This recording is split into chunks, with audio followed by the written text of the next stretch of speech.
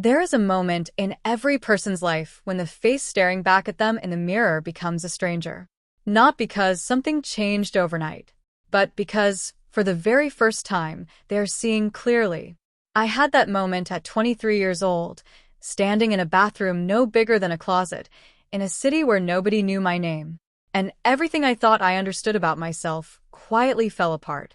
I want to tell you this story not because it has a perfect ending, but because I spent so many years believing I was the only one who had ever felt this way. And if even one person hears this and feels a little less alone, then every word is worth it. I grew up in a small town where everyone knew everyone. The kind of place where people waved at you from their porches and asked about your father by his first name. It sounds warm, and in some ways it was. But small towns have a way of deciding who you are before you've had a chance to figure it out yourself. And from the time I was very young, it was decided for me. I was supposed to be a certain kind of person. Sturdy, quiet, steady. The kind of person who fixed things, who didn't complain, who moved through the world without taking up too much emotional space. My family wasn't cruel.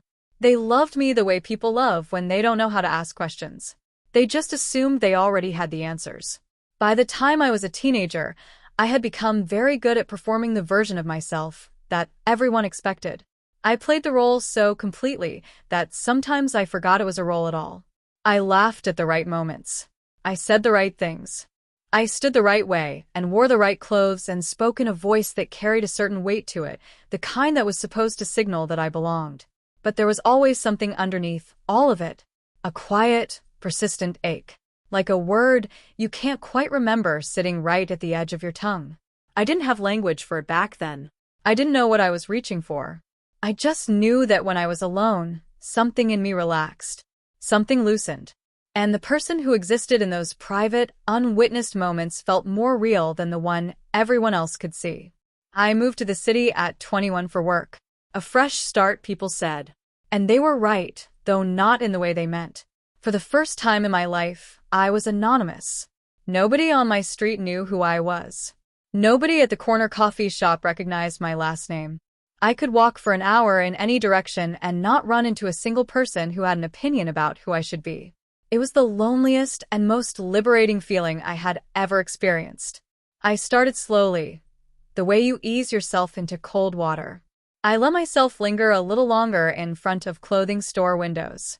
I paid attention to things I had trained myself to look away from. Colors, fabrics, the way certain silhouettes moved. I told myself I was just curious. I told myself everyone did this. I was very skilled at lying to myself by then. One afternoon, I was in a secondhand shop looking for nothing in particular when I found myself standing in front of a rack of clothes that were not meant for me. Not for the version of me that existed in the world, anyway. My hand reached out almost on its own and touched the fabric of a soft, dove gray blouse. It was simple, not dramatic, just a quiet, beautiful thing. And something in my chest cracked open. I put it back. I walked out of the store. I went home and made dinner and watched something forgettable on my laptop and went to bed. But I thought about that blouse for 3 days. I went back. I told myself I was just going to look. I told myself I was doing research, which is a thing people tell themselves when they are not ready to be honest yet. But I walked in and I found the blouse still there, and this time I didn't put it back. I bought it along with 2 other things I can barely remember now. The blouse went into a bag, and the bag went into my closet, pushed toward the back behind a row of things I actually wore. For 2 weeks I didn't touch it. I just knew it was there, and knowing it was there was enough for a while. The night I finally took it out, it was raining. One of those slow, gray autumn rains that makes the whole city feel like it's holding its breath. I had the weekend to myself, and no plans, and nowhere to be. I opened the closet and pulled the bag out and sat on the edge of my bed with it in my hands for a long time. I was so afraid. That's the part one want you to understand. Not afraid of anyone seeing me. I was alone. I was afraid of myself. Afraid of what it would mean if I put it on and it felt like something. Afraid of what it would mean if I looked in the mirror and recognized the person looking back. I put it on anyway. And I stood in front of the bathroom mirror, and I looked at myself for a long, long time. The feeling was not what I expected. I had braced for something dramatic. An overwhelming rush of certainty or a wave of shame so strong it would send me straight back to the closet, figuratively and literally. But what I actually felt was quieter than that. Softer. It was something like relief. I looked at myself, and something in my face was different. Not the features, Not anything I could have pointed to. but the expression. The tightness I carried around my eyes and mouth every single day, the constant low-grade effort of presenting a face to the world, it was gone. I looked relaxed in a way I had not seen myself look in years. Maybe ever. I stood there until the rain outside got heavier, and the light in the bathroom got dim, and eventually I realized I was crying. Not big, dramatic sobs. Just tears, slow and quiet, moving down my face. I didn't wipe them away. I just let them happen. I didn't know what I was yet. I didn't have a word for it. I just knew that something true was happening, and that truth, even when it is terrifying, has a texture to it that lies don't. You can feel the difference in your whole body. You can feel it in your breathing. The weeks that followed were a strange and tender time. I began to learn myself in private. Slowly, carefully, the way you learn to walk again after an injury. Some days I felt curious and open.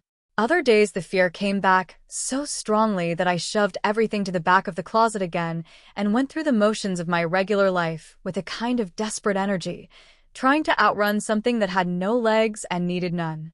I read things. Late at night, with my laptop screen turned down low, I read stories from people who had felt what I was feeling. People who had grown up carrying something they couldn't name. People who had spent decades performing a version of themselves that didn't fit. And something in my chest loosened with every story. Not because the stories were always easy. Many of them were hard. But they were real. And real things, even painful ones, are better than the beautiful, comfortable lie of a life that doesn't belong to you. I began to understand that what I was experiencing had a name. Several names, depending on who you asked and what part of the journey they were describing. But more than any label, what I was experiencing was simply the gradual, terrifying, necessary process of becoming honest. There was a person in my life at that time named Sorrel.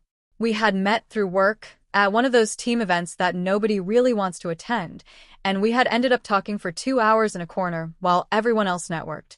Sorrel was the kind of person who made you feel like the most interesting person in the room without ever trying to. She laughed with her whole body.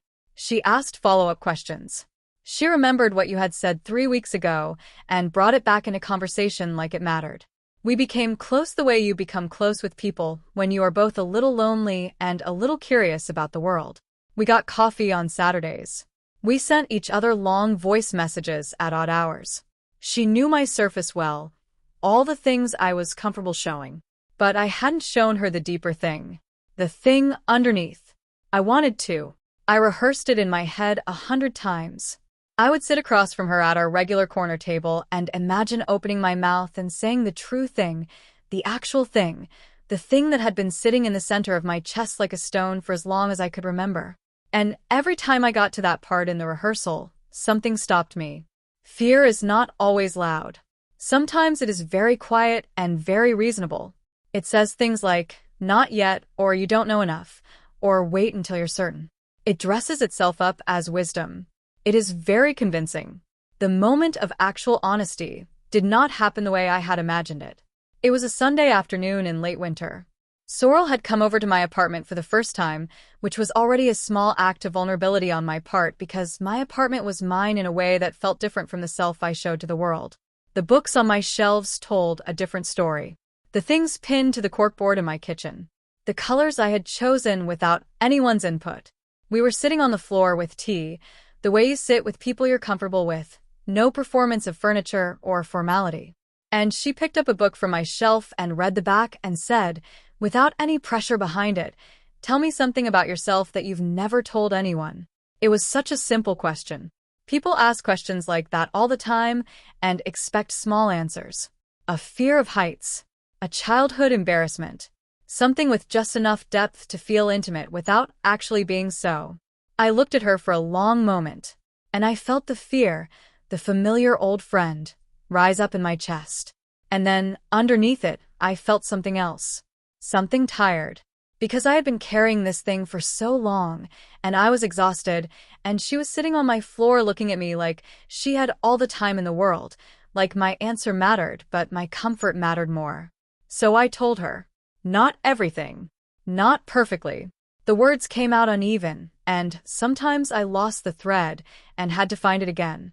I told her about the ache I had always felt, about the way I had never fit the shape that was expected of me, about the slow, private process of the last year, about the bathroom mirror and the rain and the tears I hadn't wiped away. She listened without interrupting. She didn't flinch. She didn't fill the silence with reassurances that hadn't been earned yet.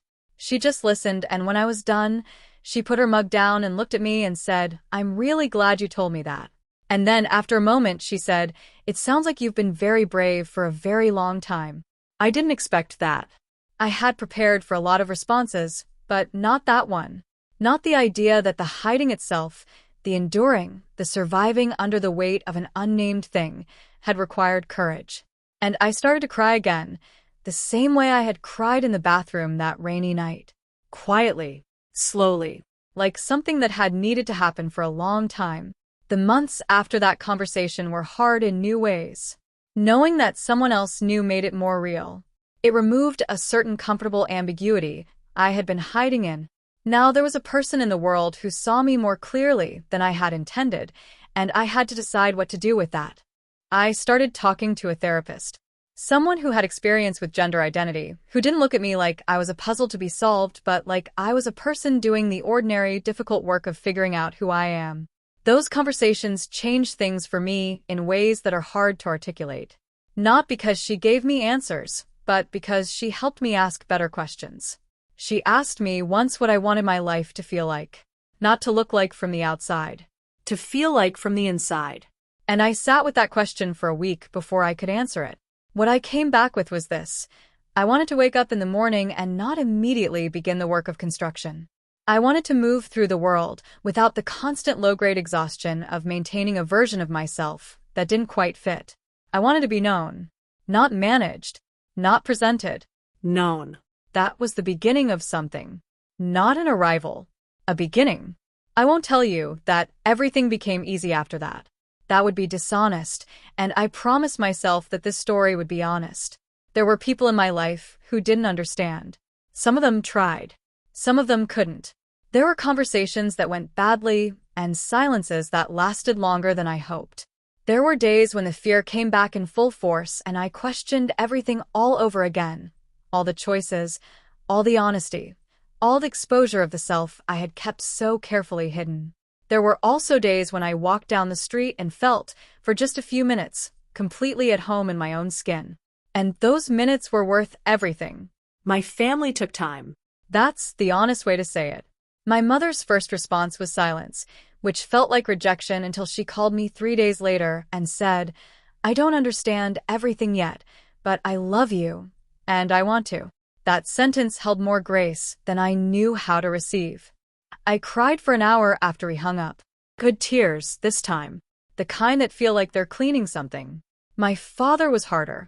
He was a man who had been raised to believe that certain things were fixed, that the world had a structure, and you found your place in it, and you stayed there.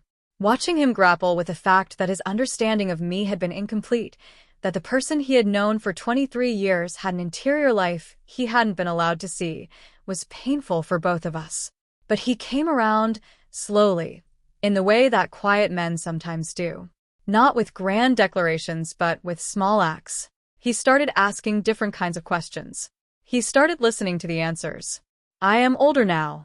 Not by a lot, but enough to have some perspective on that younger person standing in a bathroom in the rain, terrified of their own reflection. I want to tell that person something. I want to say, you are not broken. You are not confused. You are not a problem to be solved or a phase to be waited out. You are a person in the middle of the most important and difficult thing a person can do, which is becoming honest about who they actually are. And that process is not neat, and it is not fast, and nobody gets through it without a certain amount of grief. You will grieve the years of hiding. You will grieve the version of yourself that never got to exist freely. That grief is real, and it deserves to be felt. But you will also find yourself, On an ordinary afternoon, laughing at something Sorrel says, or reading something that speaks exactly to your experience, or looking in a mirror with no fear at all, just recognition, and you will understand that this was worth it. All of it. Every hard conversation, every sleepless night, every moment of doubt.